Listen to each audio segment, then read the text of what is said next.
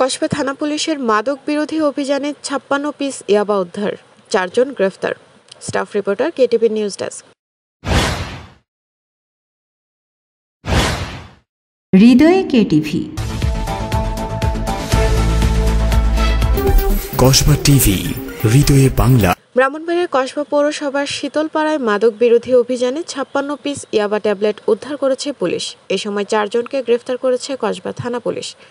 Police জানায়, জেলার সুযোগ্য পুলিশ সুপার এহতেশামুল হকের নির্দেশনায় কসবা সার্কেলের সহকারী পুলিশ সুপার মোহাম্মদ আতিকুর রহমানের তদারকিতে এবং কসবা থানা অফিসার ইনচার্জ মোহাম্মদ আব্দুল কাদেরের সার্বিক তত্ত্বাবধানে শনিবার রাত ১১টা ৩০ অভিযান পরিচালনা করা হয়।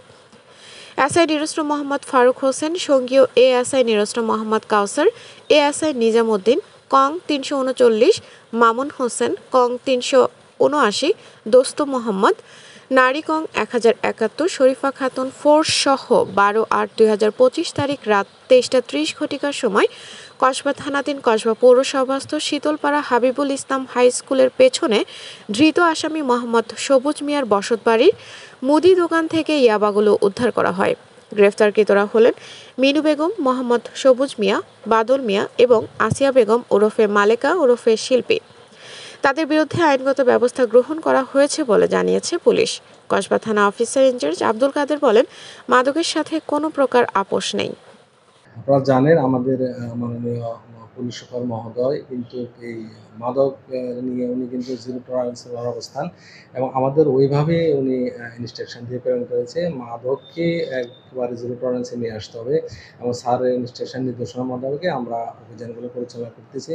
আর মাদকের আসামি আমরা ধৃত করেছি এবং তাকে আমরা বিজ্ঞ আদালতে সোপর্দ করেছি। আমি আপনাদের দৃঢ়ভাবে বলতে চাই যে আমি মাদকের সাথে কোনো আপোষ, কোনো প্রকার কোনো কম্প্রোমাইজ করব না এবং আমি মাদক ব্যবসায়ীদের মাঝে এই আতঙ্কটা আমি অবশ্যই ছড়াই দিতে চাই যে কেউ যদি মাদক ব্যবসা করে বা মাদকের সাথে কোনো সম্পৃক্ততা পাওয়া যায় তাদেরকে ইনশাআল্লাহ ছাড়ব না, আইনের আওতায় নিয়ে আসবো।